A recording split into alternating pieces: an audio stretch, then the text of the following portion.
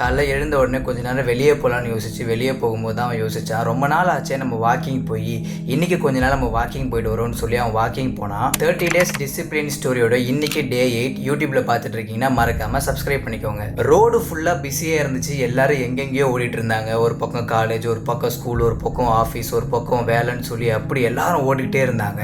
அந்த அவ்வளோ க்ரௌட்ல அவன் மட்டும் தனியா நிக்கிற மாதிரி, எந்த ஒரு டைரக்ஷனும் இல்லாத மாதிரி நிக்கிற மாதிரி அவனுக்கு ஒரு ஃபீல் வந்துச்சு. முன்னாடி அவனுக்கு ஒரு டிஸ்ட்ராக்ஷன் இருந்துச்சு, அதனால அந்த எம்டினஸ் அவனுக்கு தெரியல.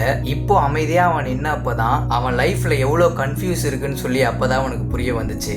ஒரு டீ கடைக்கு போய் நின்று எல்லாரையும் பார்த்துட்டு இருந்தான். எல்லாரும் பிஸியா இருந்தாங்க, ஆனா யாருக்கும் தெரியல அவனுக்குள்ள என்ன நடந்துட்டு இருக்குது அப்படின்னு சொல்லி. டே 8ல அவன் ஒரு விஷயத்த புரிஞ்சுக்கிட்டான். நம்ம லைஃப்ல பிக்கெஸ்ட் பேட்டில் இருக்கு அப்படின்னா அது நம்ம மைண்டுக்குள்ள மட்டும்தான் இருக்குன்னு சொல்லி அவன் அந்த விஷயத்த புரிஞ்சுக்கிட்டான். இப்போ இந்த வீடியோவை பார்த்துட்டு இருக்கிற உங்களுக்கும் இதே மாதிரி லைஃப்ல ஒரு கன்ஃபியூஷன் இருந்துச்சுன்னா ஒரே ஒரு விஷயத்த மட்டும் மறந்துடாதீங்க. லைஃப் கன்ஃபியூஸா இருந்தாலும் மூவ் ஆகிட்டே இருக்கணும். ஆனா இந்த கன்ஃபியூஷன் அவனுக்கு டைரக்ஷன் கொடுக்குமா இல்ல மறுபடியும் அதே இடத்துல நிக்க வச்சிடுமான்னு தெரியல. நம்ம தொடர்ந்து பார்க்கலாம். மறக்காம இந்த பேஜை நீங்க ஃபாலோ பண்ணிக்கோங்க.